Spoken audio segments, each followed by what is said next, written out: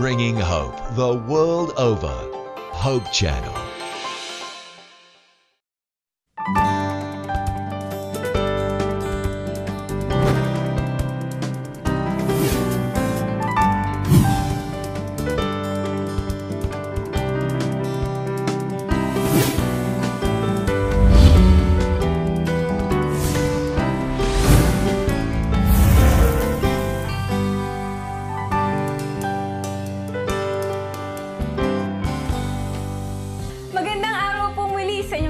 Aming mga mahal na tagapanood, andito na naman po kami upang ihatid sa inyo ng panibagong recipe na siguradong tatatak sa inyong panlasa.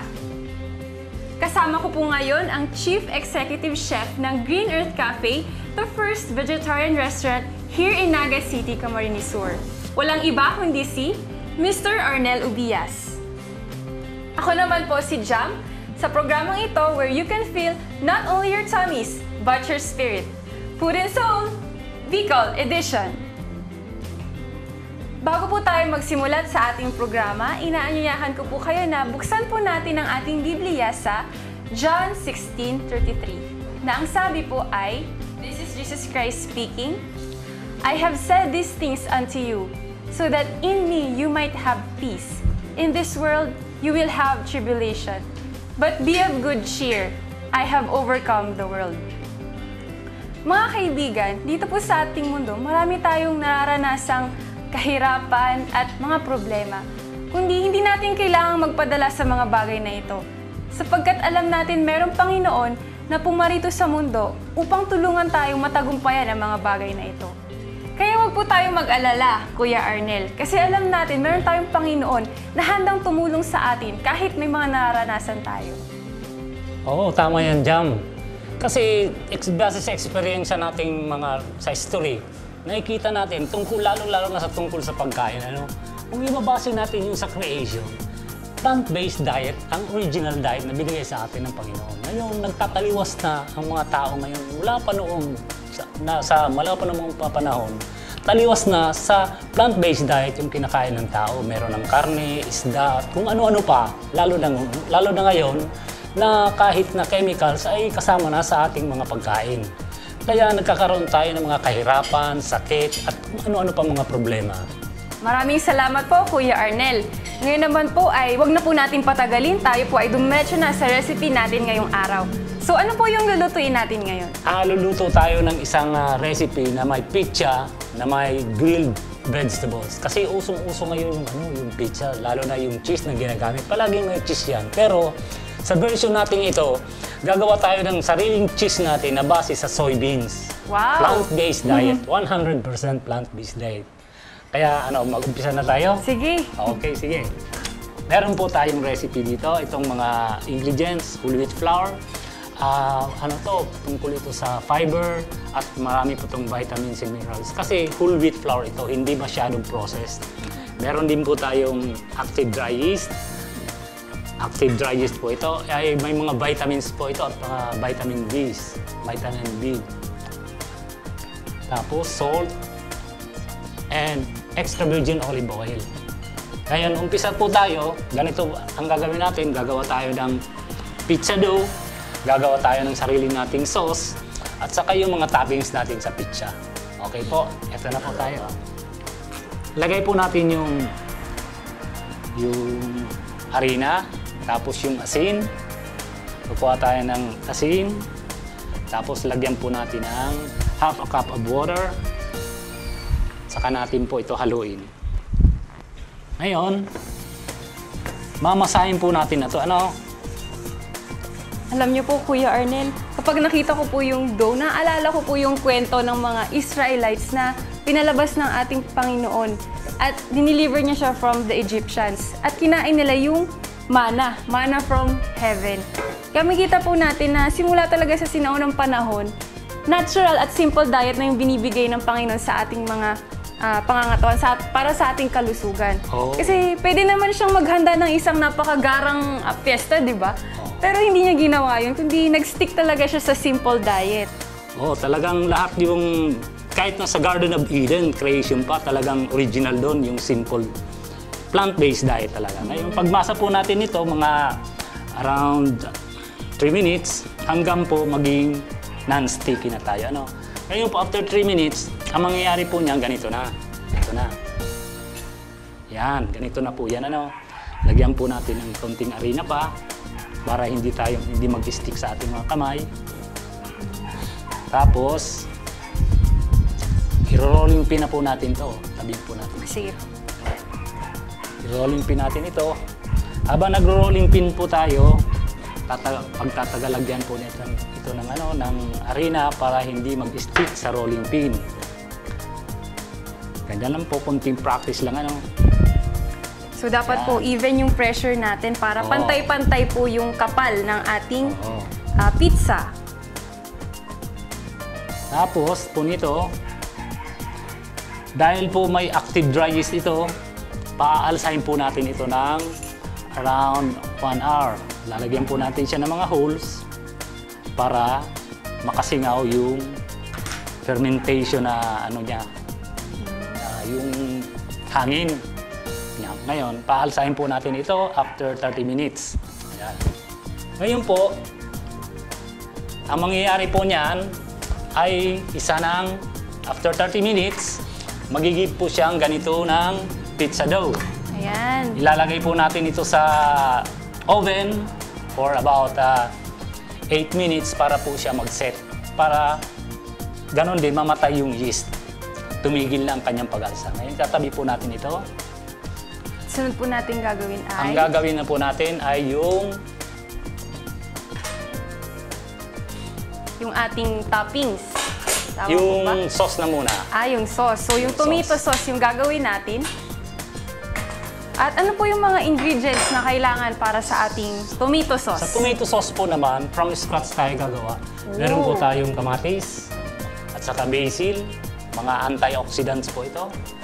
White onion, ang ating antibiotics, natural antibiotics. Meron po tayong salt, asukal, muscovado sugar, sa mga vitamins and minerals. At tapos gagamit po tayo ng extra virgin coconut oil.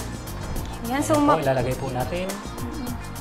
papansin ko po na ang mga ingredients natin ay natural na antioxidants and natural medicine po sila sa ating katawan. Opo, ganun po talaga. Kasi mahirap po kasing bibili tayo ng ready-made ng sauce. Kasi hindi natin alam kung anong mga ingredients nakalagay doon. Kasi sinasabi nila na meron niyang mga spices, hindi natin alam kung anong nakapangalan doon, nakapaloob sa spices. So, puro man-made na po yung mga chemicals na nakikita natin sa nabibili nating tomato paste. Okay. So, mas maganda pa rin yung sariling gawa. At least alam natin kung ano yung mga nailagay natin.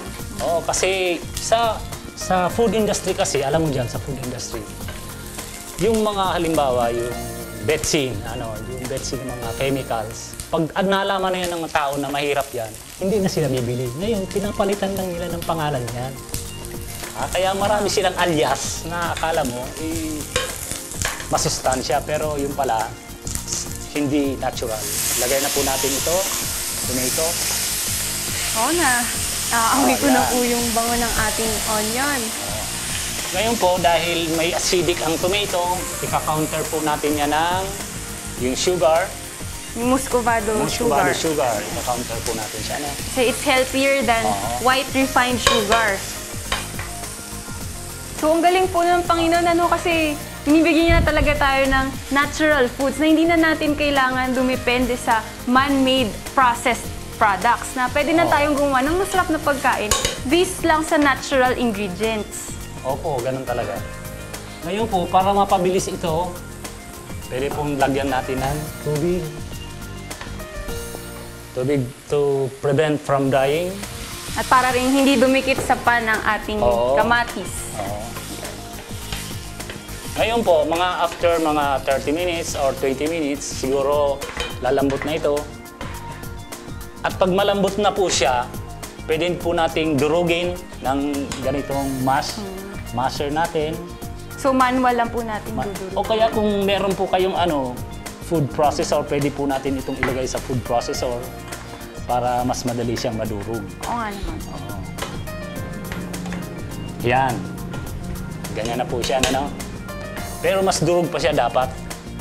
kung gusto natin pinong-pino yung tomato sauce. Yung onions po, ganyan na po talaga siya kalaki? Or kailangan po mas pino pa? Oh, mas pino pa. Mas pino pa po.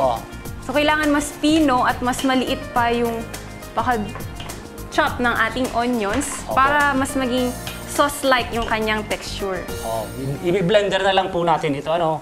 Tapos, lalagyan po natin siya ng basil. So, ang ginamit niyo po dyan ay sweet basil. Sweet basil po ang Sweet ginamit basil. natin. So, pwede naman po tayong mag-grow niyan dito naturally.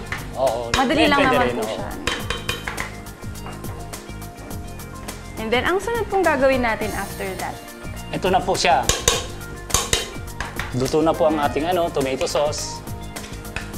Kaya may alternative din po tayo kung gusto nating pinong-pino, i-blender na lang po natin ito. Ngayon, Para hindi po tayo mahirapan hindi tayo mag-chop. mahirapan. Ngayon, transfer na po natin ito sa ating So, container. tina-transfer sa ating Yan. container. Set aside po muna natin, meron tayong sauce.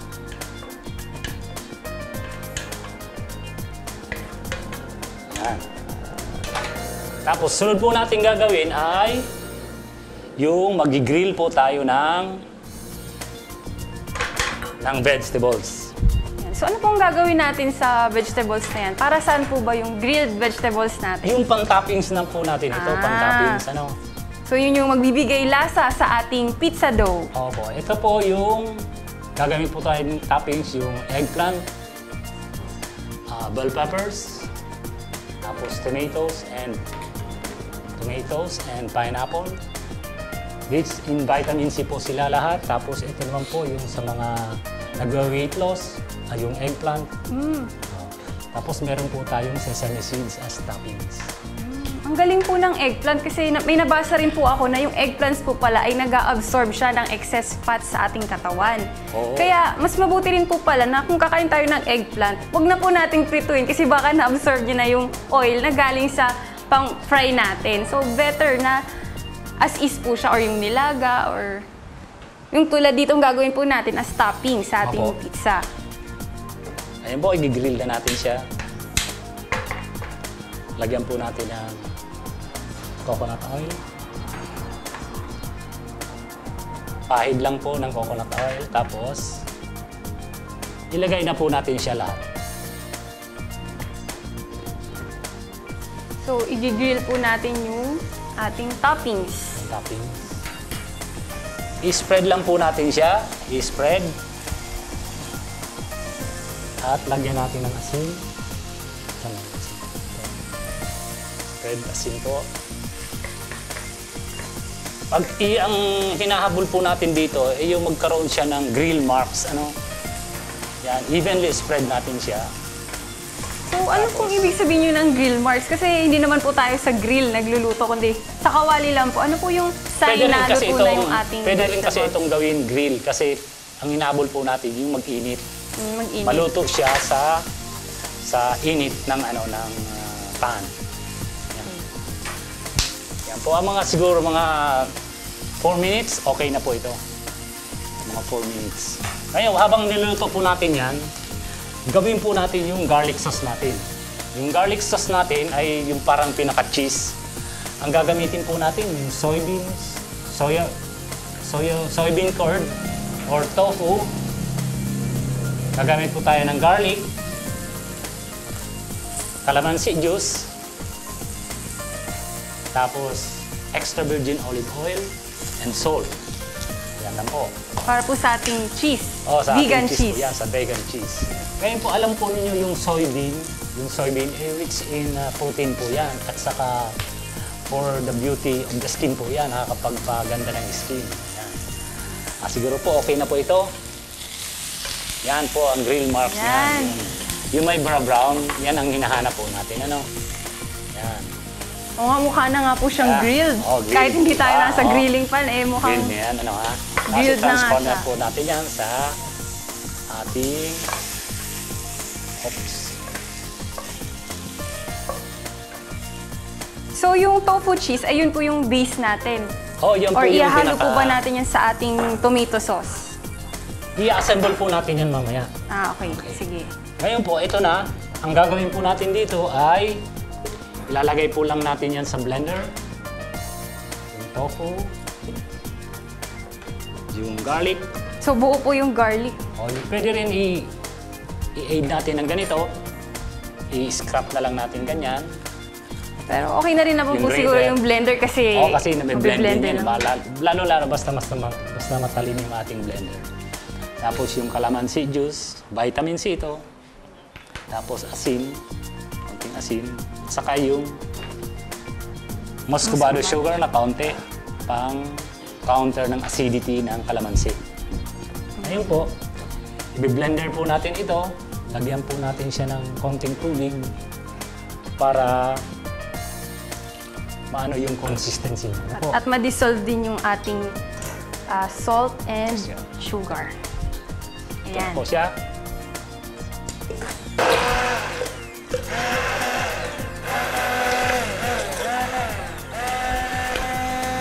Ayan. So, mukhang Ngayon, ganda ng texture ng ating cheese. alalayan lang po natin ng tubig para ang texture niya ay maging isang malapot na parang cheese. Ano po.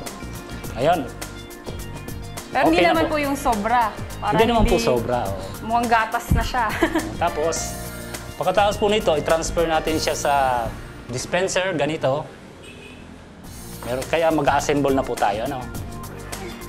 Ilagay po muna natin yung sauce natin. Yung sauce, i-spread po natin siya.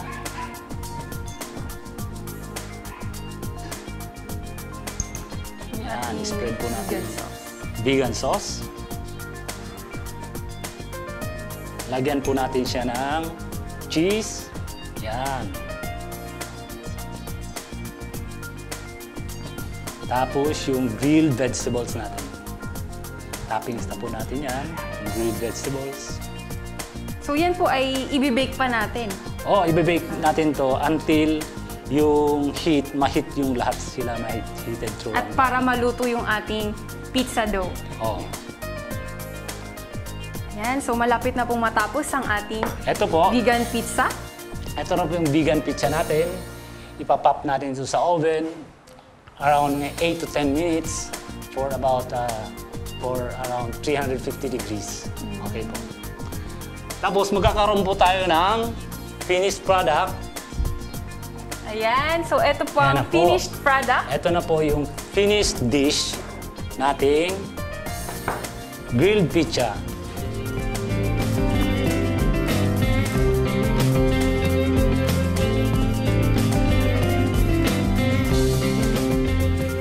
So, para po dito sa ating finished product, ano po yung mga ginamit nating ingredients? At magbigay po tayo ng recap sa ating viewers.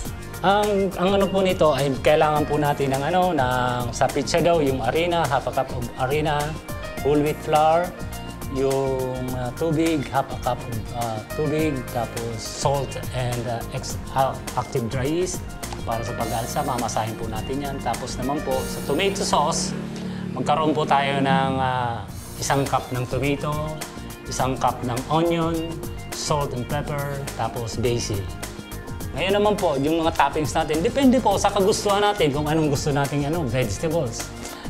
Basta i-chop lang po natin yon, lagyan natin ng olive oil and salt, tapos ilagay na natin sa pan, i-spread lang natin, after which, pag nakakita na tayo ng mga pagba-brown-brown, okay na po yun. So, ang galing po, no? So, we can explore kung ano-anong klaseng toppings ang pwede nating ilagay.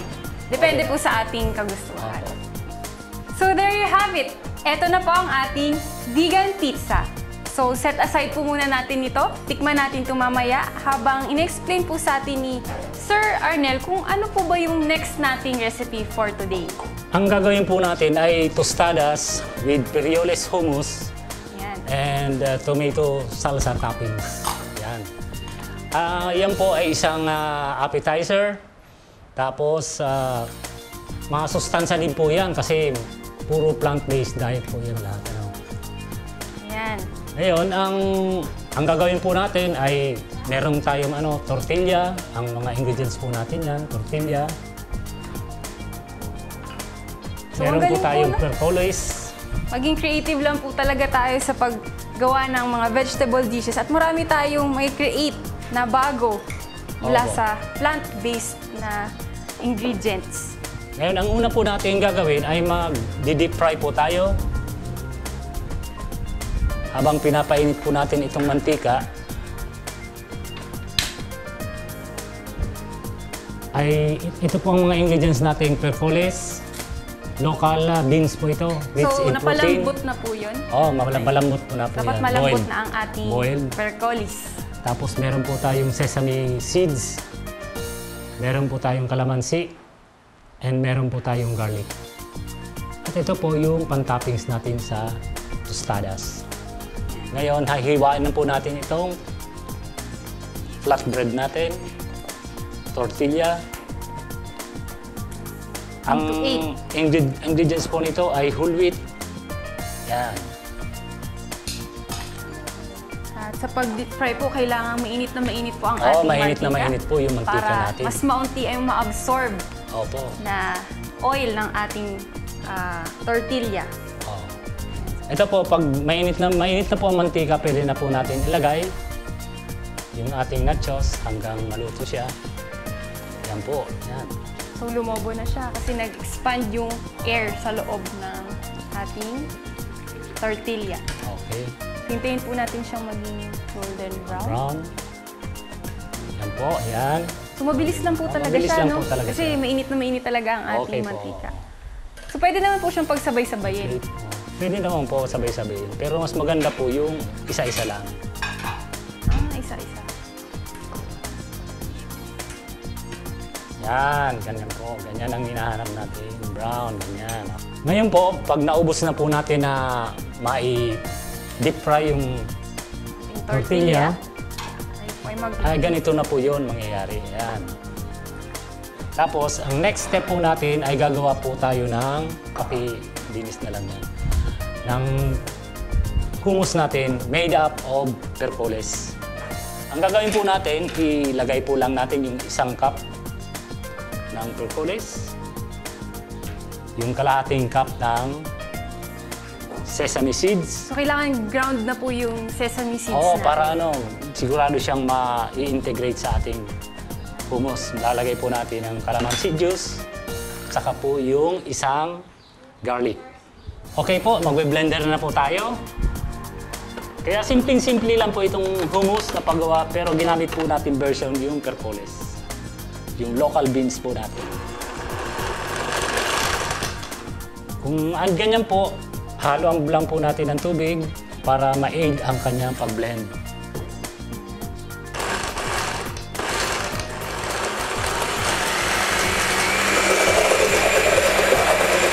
Ayan, so napaka-versatile po pala talaga ng ating dough. Kasi kanina, ginawa nating pizza. Medyo makapal-kapal lang. Pero kung gusto nating gawing katulad ng tostadas, panipisin lang natin yung ating dough. Oo. Kaya simpleng-simple lang po ito. Okay, lagyan po natin ng asin, konti. Saka i-blender po natin siya. Yan, okay na po ito. Ngayon, ready na po natin yan na i-spread dito. Tulungan mo ako nito, Jam. Sige po. Ikaw na ang maglagay nitong spread dyan, kaunti-unti. Ganito lang. Ganyan, yan. So ang tawag po dito sa spread na to ay percolis. Percoles. Spread. Ngayon, next recipe po natin ay yung paggawa ng tomato salsa. Tomato sauce. Initin po lang natin itong kawali. Yan po ay ipapatong din natin dito sa ating tostadas. Opo, lagyan po natin ng konting mantika. Painitin at ilagay po natin yung mga ingredients. Kamatis for our vitamin C. White onion for our antibiotics. Bell peppers. Lahat lang po yan. Sabay-sabay lang ilagay natin. Pwede rin po. Tapos yung mga may restriction sa oil, pwede pong lagyan po lang natin yan ng konting tubig. At wala, libre na po kayo sa oil. I-balance po natin yung acidity ng muscovado sugar. So, So, dapat po pala binabalance natin yung acidity. Kasi napansin ko po, Opo. every time na maglalagay po tayo ng medyo maasim, ay binabalance natin siya with sugar Yes. para ma-neutralize ang ating acidity. Ngayon po, after 30 minutes ito, ay maglalambot na rin siya uli. Dudurugin po Dudurugin natin. po yung roll yan ating- natin yan. Preferably po, tomato. pwede pong durugin natin ito ng pinong-pino. Pwede rin pong ganito lang para crunchy. Okay? So, paano po itong ating mga vegetables natin? Sa pag-assemble ating na po natin yan. Nasa ibabaw na lang po siya. Siyempre, hindi na po natin yung kailangan lutuin. Oo. Okay. Ngayon po, sa pagluto nito, gagamit po tayo ng herbs. Importante po sa herbs na ilalagay po natin na wala nang init. Okay po? Ngayon po, okay na ito. So, raw po dapat yung ating herbs para ma-maintain Raw ang na mga po, okay po. enzymes at vitamins and minerals na makukuha natin sa Exactly, herbs. ganun po. So, ano po Oo. yung herbs na nilagay natin? Nilagay po dyan? natin dito yung cilantro. Cilantro. Opo. May other term pa po ba sa cilantro? Sa Tagalog, ang tawag natin dyan, wansoy. So, wansoy. Maglagay po tayo ng wansoy sa ating... ano po ang tawag dito, Kuya Arnel? Yung tomato salsa. Tomato Or salsa. tomato sauce na Na- pang-toppings dyan. Ngayon, pwede na po natin itong ilagay dyan. Yan po, yan. Yan, so magiging buhay na ang ating dish. Napaka-colorful na naman muli.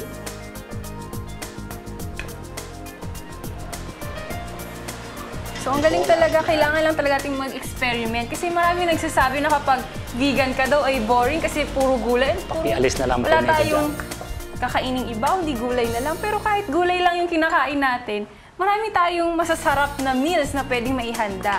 Maging open-minded lang tayo na mag-experiment at mag-try ng kung ano-anong bagay para maging exciting din ang ating pagiging vegan. Na hindi natin kailangan mag-stick lang sa isang klaseng gulay, kundi mag-explore tayo ng iba't ibang ways how to make vegan meals good for our health. Ngayon, ito na po yung finished dish natin. Tostadas with percolis hummus and with tomato salsa.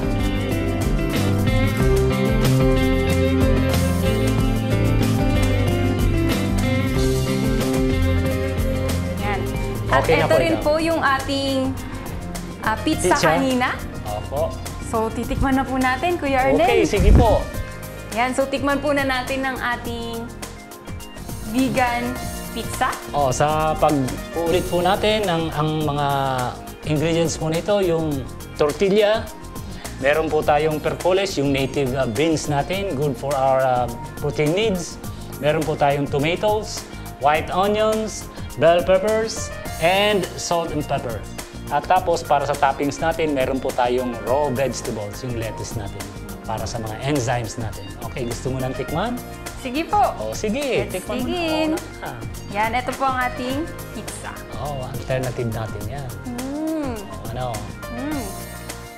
Okay, back Kahit to walang basics cheese. tayo. Back Feeling to ko meron basics. talagang cheese. Kaya nga, ito, gusto mo rin ito, tikman? Sige. Sige, yan. Ang ating tostadas. Tostadas. Kasi nakikita natin ito, talagang napakabuti ng Panginoon at talagang binibigyan tayo ng mga sari-saring dish na lahat plant-based diet. Kaya gusto nila na makabalik tayo sa Kanya. Kaya nga, pumunta siya rito para ma-redeem tayo eh. Amen. Hindi yung mapahiwalay tayo, lalong-lalo na sa pagkain, na kung ano-anong kakainin natin, na taliwas sa Kanyang original diet. Di ba? Tama po yung sinabi niyo, Kuya Arnel. Gusto talaga ng Panginoon na maging masaya tayo at maging malusog. Hindi lang haba ang ating buhay, kundi maging meaningful din ang ating way of living. Na di dahil sa mahabang buhay natin, pero may mga sakit naman tayo, kundi maging healthy and long life yung ating makuha from eating these kinds of vegan and plant-based meals. Okay, kaya tara na kayo, sama na kayo sa amin, mag-vegan diet tayo, makabalik tayo sa original diet at sa healthy lifestyle. Maraming salamat po sa inyong lahat at nakasama niyo po kami upang malaman kung paano nga ba magluto ng mga masustansyang pagkain. Dito lamang po yan, where you can fill not only your tummies, but your spirit. Food and Soul, Bicol Edition.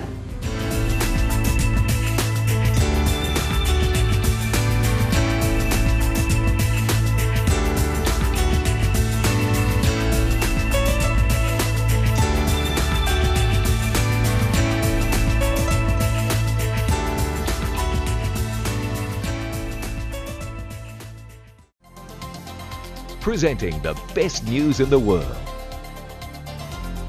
You're watching the Hope Channel.